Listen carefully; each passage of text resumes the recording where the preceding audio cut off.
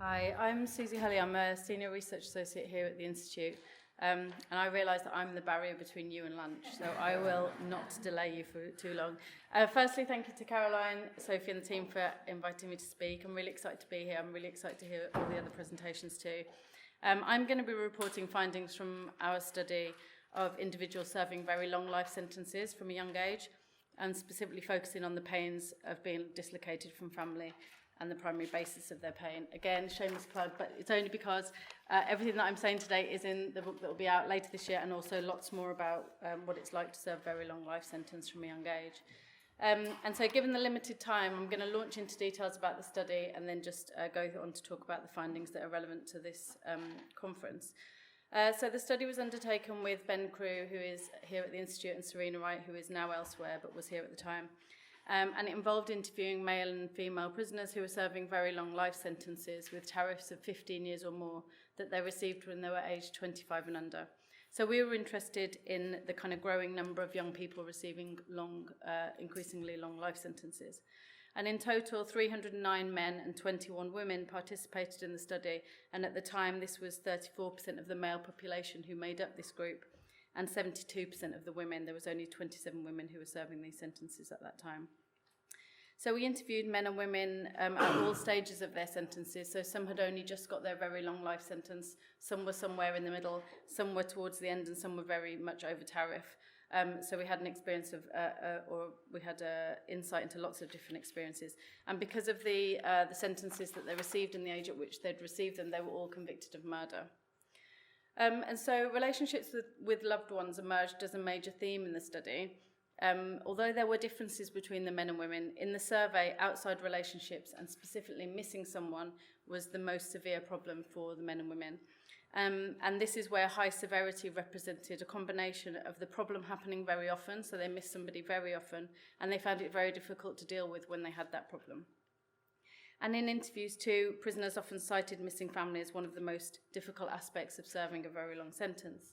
So as Maria says, she says, on remand, there's always hope, there's always the chance that you'll go home, but once you're convicted, your home seems further away from you than it's ever been in your life. It's like being sucked into a black hole, and you think the pain's never going to end, and it doesn't. So while missing family was something that all prisoners face, as Maria alludes to, it's the extraordinary long length of time that these prisoners are serving that makes it particularly critical for long-term prisoners compared to their short-term counterparts. And so who did our long-term prisoners miss, and what was the basis of their pain? And while literature often focuses on the relationships between prisoners and members of their nuclear family, often men are seen as sons when they're young and fathers when they're older, this wasn't the case for the men and women in our study, that they missed their intimate partners, as their relative youth prior to imprisonment meant that many of them weren't in particularly serious relationships. And if they were in relationships, they often dissipated very quickly in the time of their long-term sentence. So for the men, they talked about missing their parents, and the women talked about missing their children. So it was the children for a lot of the women.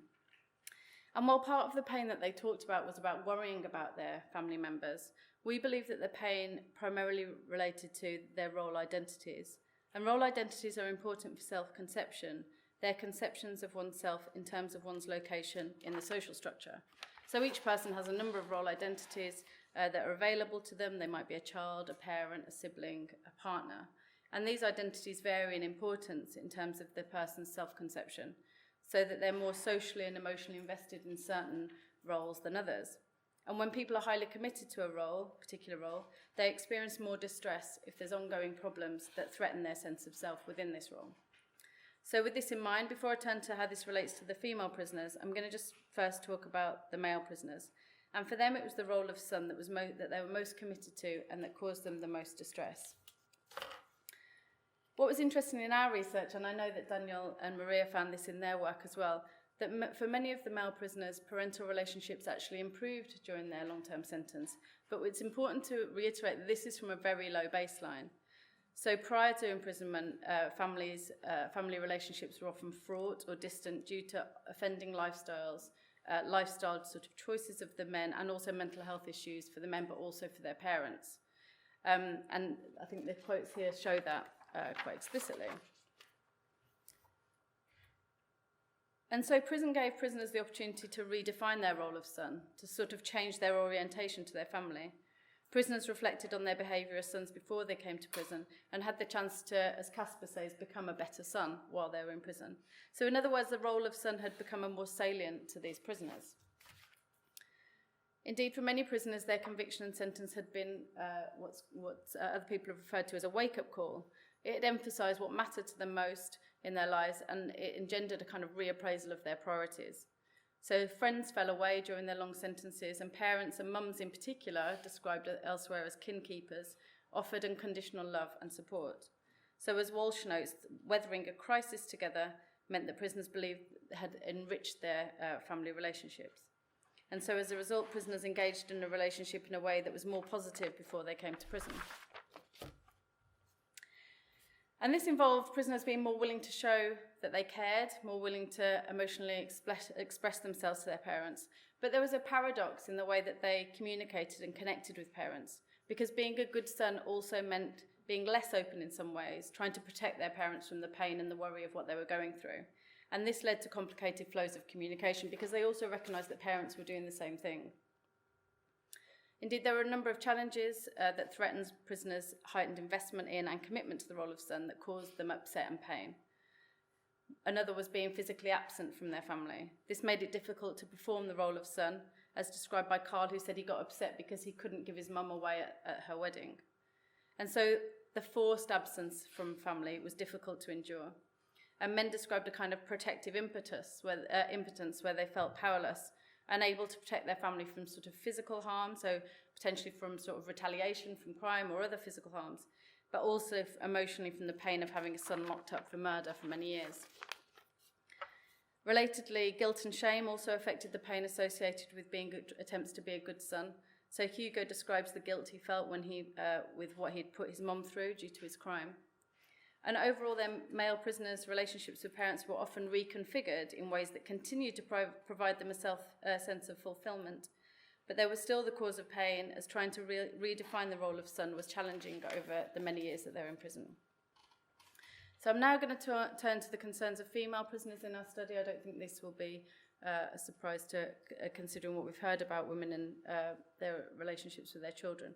And while both men and women in our study who had children were devastated by the separation and their inability to perform a parental role, this pain was most commonly reported by the women, not least because they were more likely to have children and also because they're more likely to be the primary carers. And remember, again, we're talking about young people who came to prison when they were 25 and under, so often the men were less likely to have children at that age. And so Gail describes, in a heartbreaking way, I think, that the hardest thing for her was when she came to prison. Nobody told me how not to be a mum. I'd spent many years being a mum and I didn't know how to switch that off. So performing the role of mother was particularly difficult because of the lack of control over the child's life and their own presence in their child's life. Maintaining contact was frustrated by practical problems such as distance from home. We hear about these all the time. Relationships with gatekeepers, such as the child's current carer, and as we've heard, often the person who becomes the child carer isn't necessarily the father, so this provides all sorts of problems with getting access to young people, to their children. And the issues are exacerbated by being imprisoned for murder and serving very long life sentences.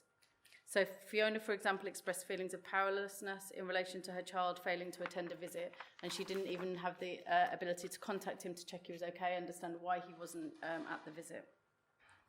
And so absence from a child's life was in sharp tension with the women's desires to protect and care for their children on a daily basis. The pain caused by being unable to do so, by problems maintaining contact, caused very high levels of distress and significant impact on well-being and mental health. So Catherine describes the pain of seeing her daughter so rarely and the grief process she goes through every time she's had a visit and in that process after the visit. And Jenny explains that when her daughter refused to talk to her, she was suicidal. And incidentally, she refused to talk to her because she was given newspaper articles about the offence that Jenny was in prison for. So a key challenge for the women who had children then was to redefine their maternal role, and as prison makes active close parenting very difficult to achieve. Comparatively, the men found it easier to redefine their roles as son because absence isn't unusual in adolescence. Under such circumstances, families all over the world reorientate themselves when sons leave home. and the role of son doesn't require the same degree of presence in loved ones' lives as parenthood. But this doesn't mean it wasn't painful for the men, as missing someone being the most severe pain demonstrates, just that role definition felt more possible, albeit with the challenges that I've described. Many of the challenges of performing roles of son and mother are the same, so absence, practical problems of maintaining contact, and guilt associated with what you've put your parent or your child through. Still, as part of the role requirement of mother and son, it's much more difficult to be a parent from a distance and maintaining a strong attachment, especially when the child is young, which often they were because of the age at which these young people have gone into prison. That's difficult, and also that the children will be going through these stages of attachment. So just in terms of implications, we welcome work that focuses on a broad and rich conception of what it means to be prisoners' families that accurately represent diversity and complexity of prisoners' kinship networks.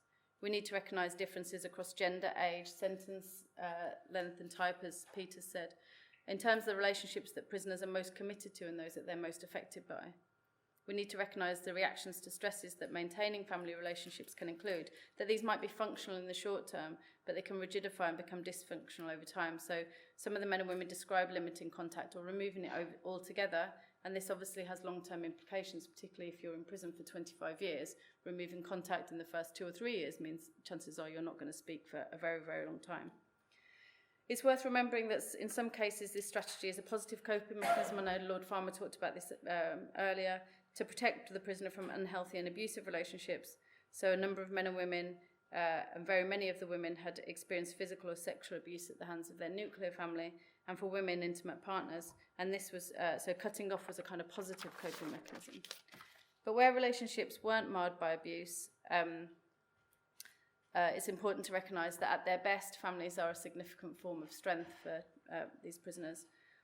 Parents and children were a key protective factor, and it's important that policymakers and practitioners, including officers on the landing, understand how to help prisoners maintain their roles within families that are important to them. Thank you.